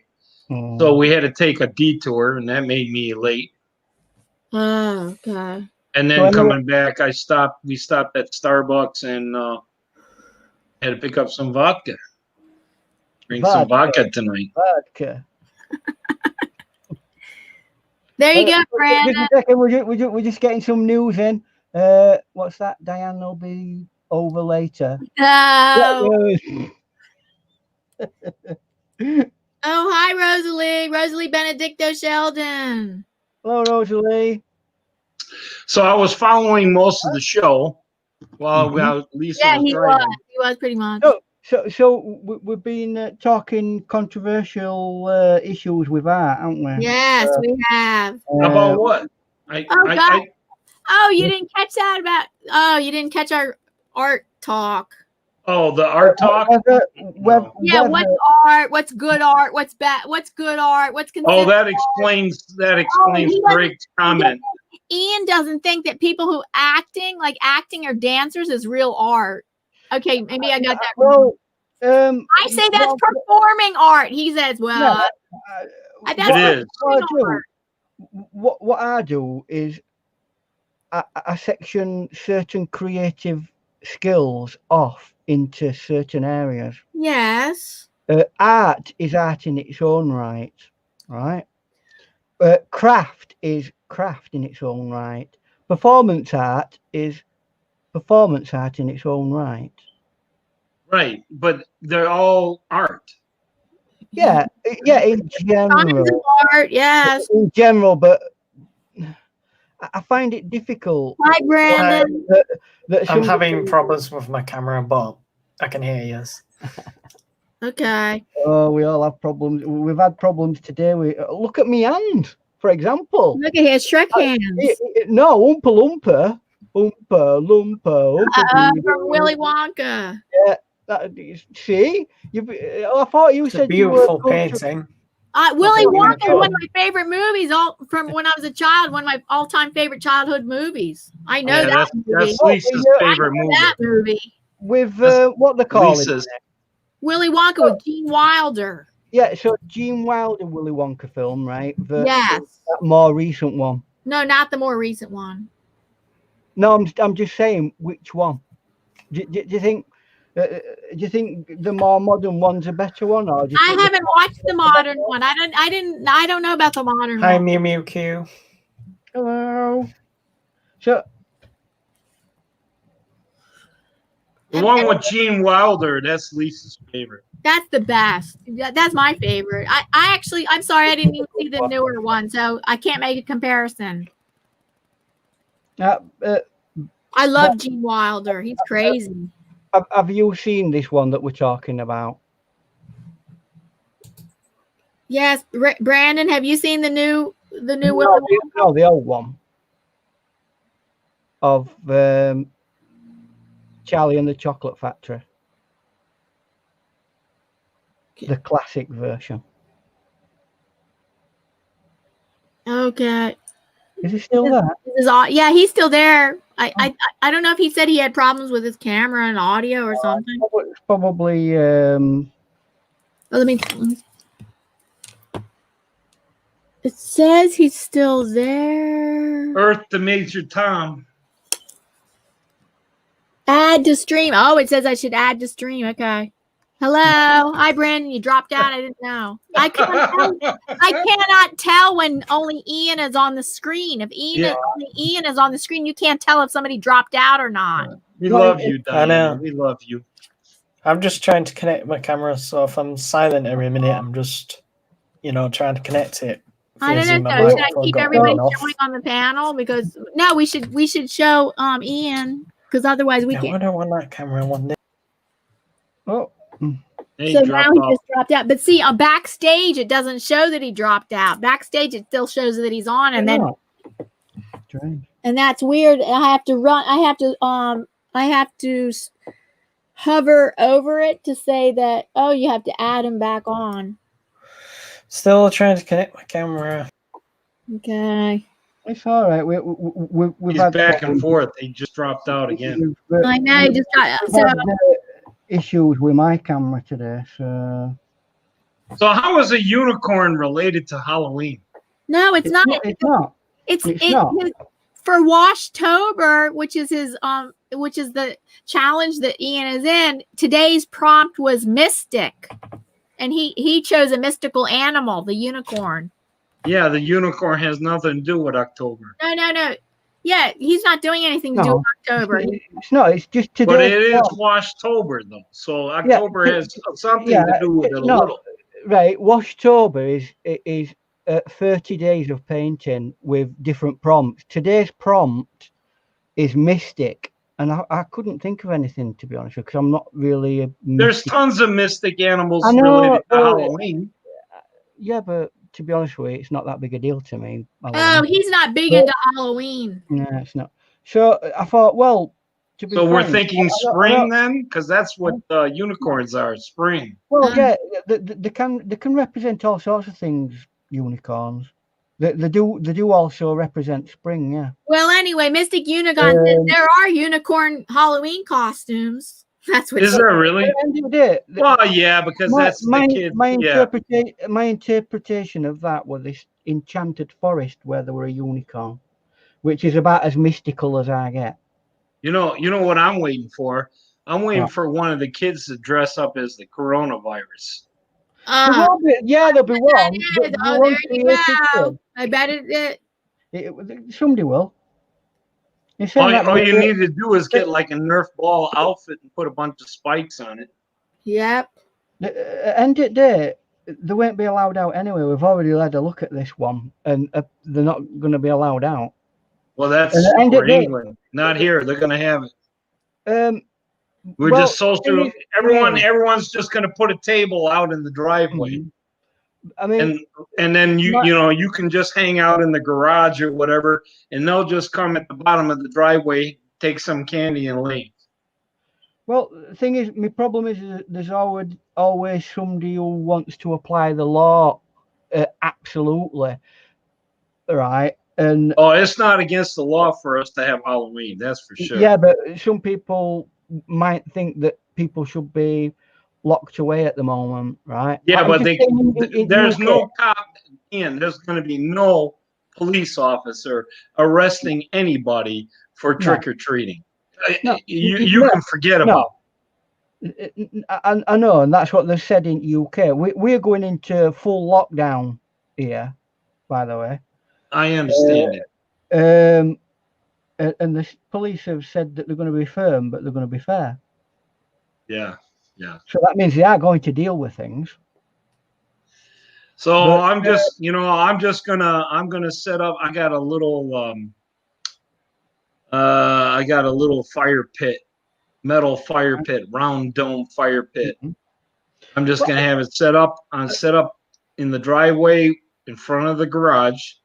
Have a little fire going, and then I'll have my little setup in the garage where I can just chill out in the chair and have my Still having problems with it. or have my favorite beverage. That's okay. And then there'll be a table at the end of the driveway with candy for the kids. And when it's all said and done, I will go over there and I'll wipe everything down before I put everything away, and it will be fine. And the kids still get to have Halloween. I tell you what I've seen. Come on, they can just have a Halloween party. Why do they even have to go to anybody's house? At the end of the day, is it the end of the world if they don't have a party? Or they don't have Halloween? I mean, well, in my neighborhood, every year we range from 110 to 150 kids. Whoa. All right, that's a big deal where you are. Yep. Yeah, but we just turn the light out so nobody comes to our house. It's also a big deal on the 4th of July. You've seen my videos. Yeah. The whole town goes apeshit. We don't have a sidewalk in front of our house. So if somebody comes to our house, it's like, why did you even come to our house? Because there's no sidewalk. It's like on a busy road with the sidewalk is across the street. So I get it, but we don't. So anyway, so. Yeah. I mean, what are you going to be doing? I mean, because America's going into and it's going to be even worse this year because you've got your elections. You're going into what I call silly season, where you've got one celebration after another, and then if people miss one, it's like, oh no, it's ended me world. It's like, oh no, just yeah, it's the end of the world. You know why? Because us Americans work too hard. We don't take, the average American takes 3.5 days vacation. So when there's a holiday, they take advantage of it. Do you know what? There's some people who don't get a day. I mean, in some countries, the concept of an holiday is non-existent. Not for the majority, Ian. I'm talking about for the majority. Listen, if you think it's bad in Europe versus the United States. Europe, they don't put in the hours like US does. We're crazy. Yeah, we're doing 50, 60, 70, 80 hours a week. Right, because in Europe they take 2 hours off, 2 or 3 hours off in the afternoon. Germany doesn't even do 40 hours. Their full time is 32. In our country, yeah, because we've got to a stage in our history where we realise that chasing after exactly, yeah, the US works too much. I mean, something that you've got to realise, this American dream thing, it's more to do with somebody else's dream of getting rich off you. Oh, unless you're self-employed. Well, even then, you got to play the game. And you got to work hard. If you are self-employed, you have to work hard, regardless. You got to work hard, even if you're self-employed. You got to work hard. And guess who your least favorite person is? Your boss when you're self-employed. You don't always like your boss when you're self-employed. That's your own person. Anyway.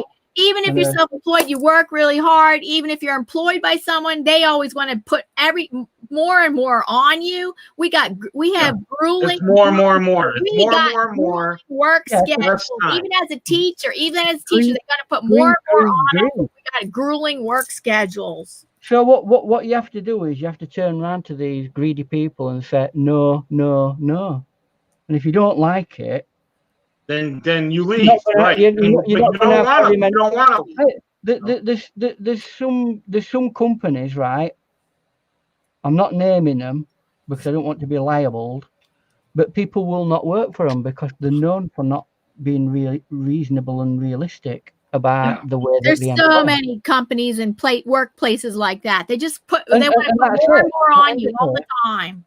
So that's my rant. You know, if there is Nice, one. great rant. There is one. I'd say But- most companies are trying to put more and more on you. It's the far and few between that there's like a reasonable company where that they actually treat employees with, you know,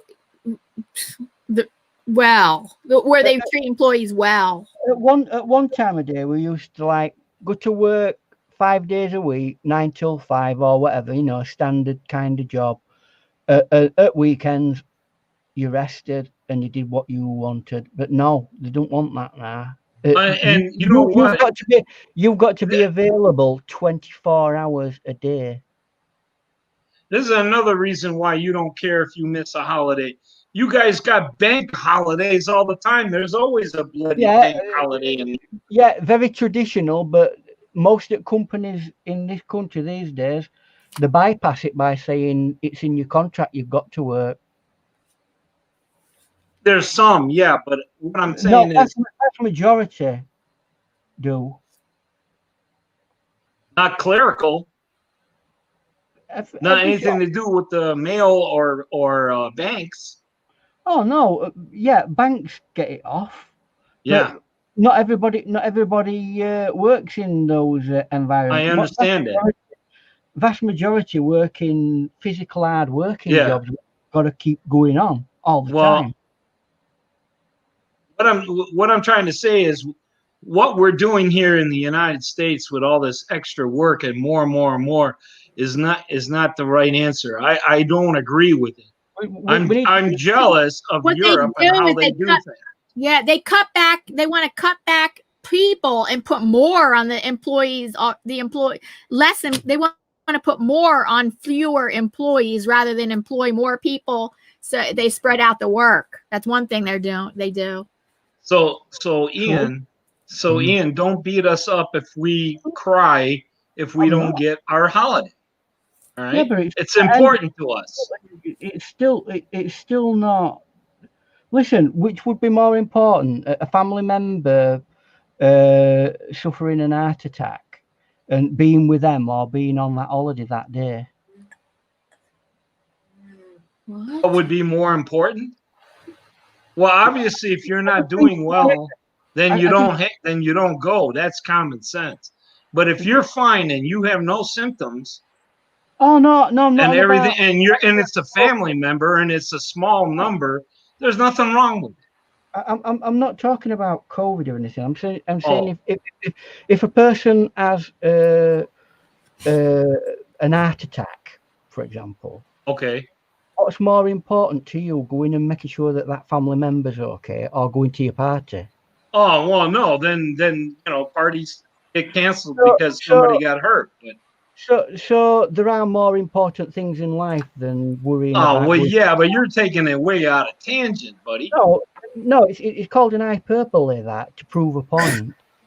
You're losing this argument. You are losing this argument. There's no way. Family leave, like a family leave for that purpose. That you can get you have a company that's employer that's going to give you a family leave. It's nice that we get these perks and these parties and things like that. And my camera's really doing heading. Are you still trying to work it out? I don't even know if I'm going to have a proper live stream with my camera, or even have to just do it like this with just me on the screen. Oh, you can. Why don't you see if you can put a picture up or something instead? Yeah, you can. Yeah.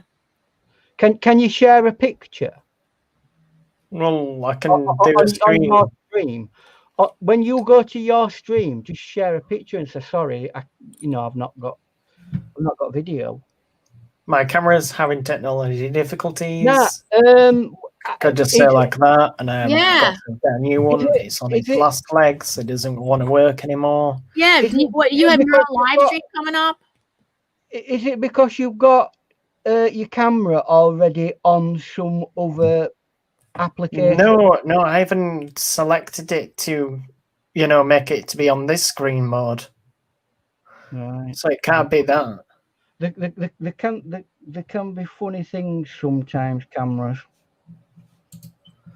And Yeah, my cell were phone, talking- the front-facing camera is not working.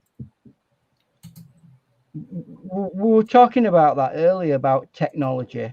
It's great when it works, but when it don't work, it's a complete and utter waste of time. Hold on, let me see if it might work if I refresh the browser. One sec. Possibly.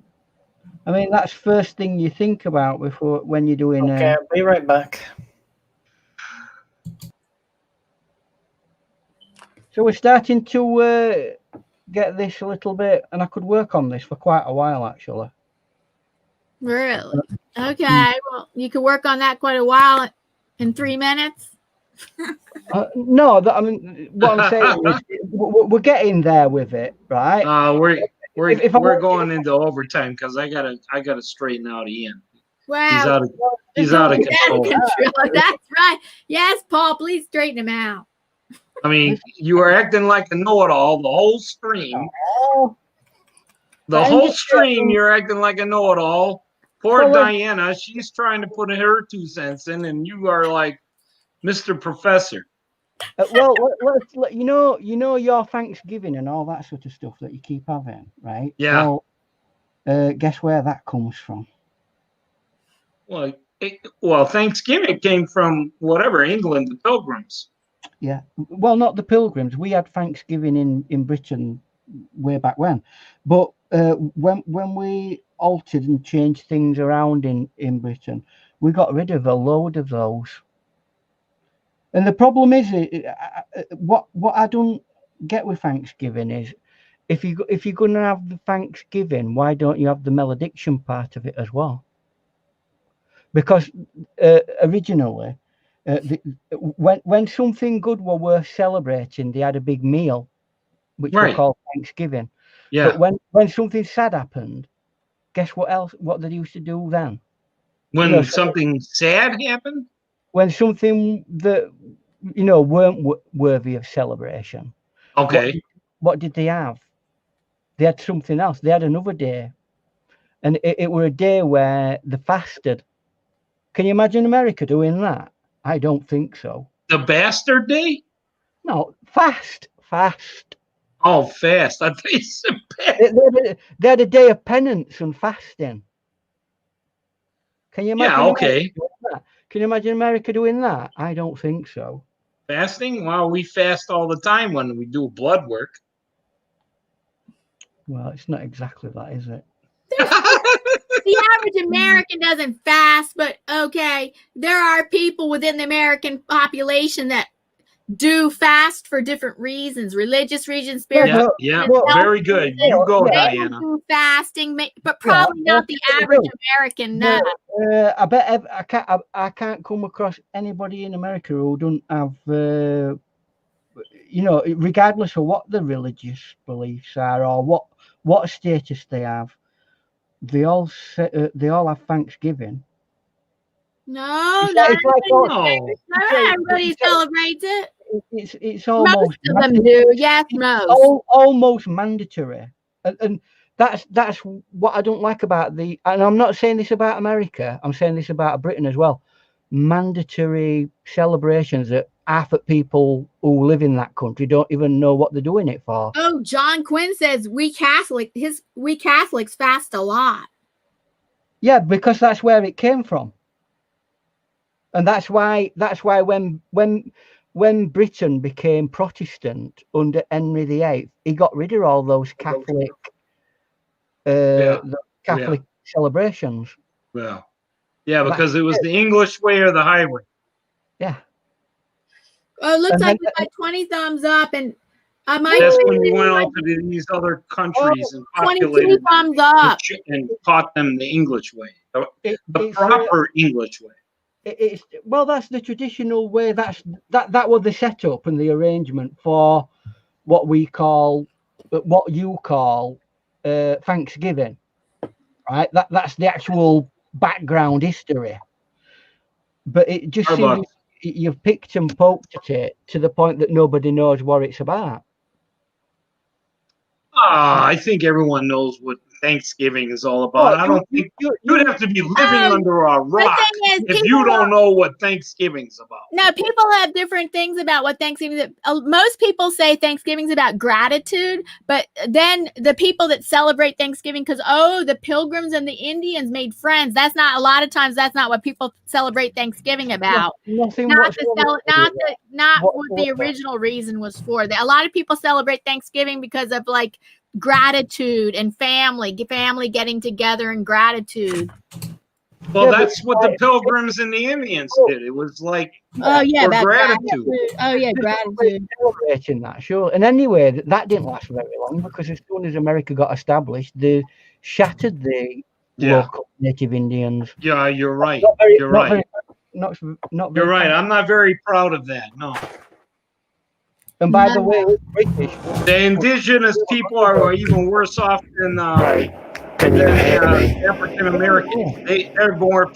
They were more persecuted than African Americans. Oh God, we can hear you. Somebody, that sounds really bad audio. That's really bad audio. It's a voice changer. Oh, it's terrible. No. It sounds like a monster. I had to mute you. I'm sorry, Brandon. I had to mute you because you sound like really evil. Evil. Anyway, you sound really evil, like a monster. It scared me. That voice changer scared me.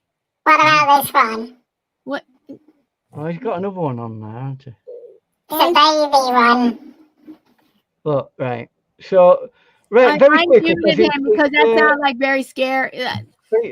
Because you've got a. I'll turn it off now. Hold on.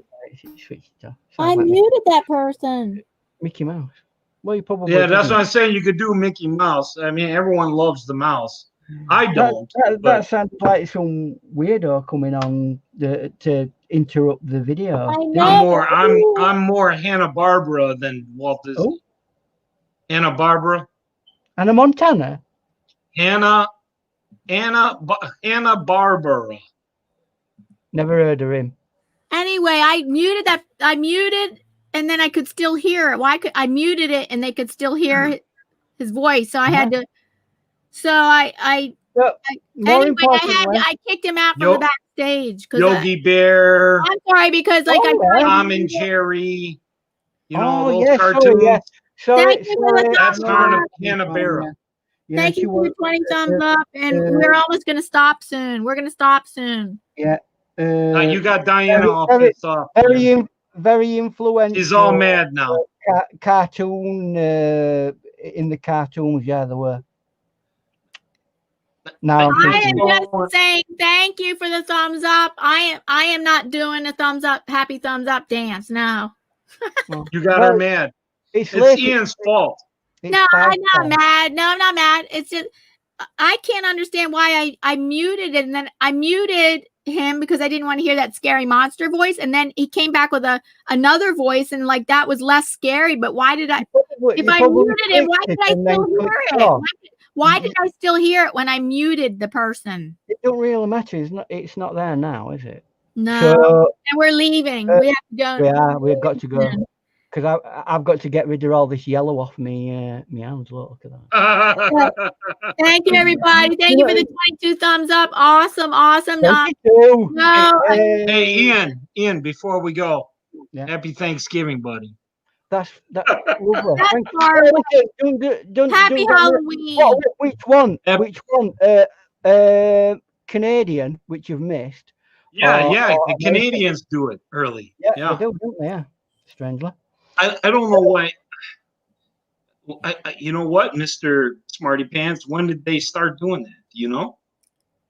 Different countries started it in different times. Oh yeah, Canada. They had their Thanksgiving about a few weeks ago. But when did they start doing it? I don't know. When did they start doing it in Britain? Thanksgiving. It's been. I don't know. You tell me. Thousands of years. Awesome. It were part of the Catholic theology. Well, the Pilgrims probably brought it over. Yeah, they brought some of them over. They just brought. By the time the Pilgrims came over, the Pilgrims were basically Protestant because they were being pestered by the Catholic authorities. Right. So that they moved over to Europe first, and then they moved from Europe to America. Okay, No, my they- music's not working. Yeah, they My came to music's not America working, for and the, I can't for do the a happy religious thumbs up beliefs. dance.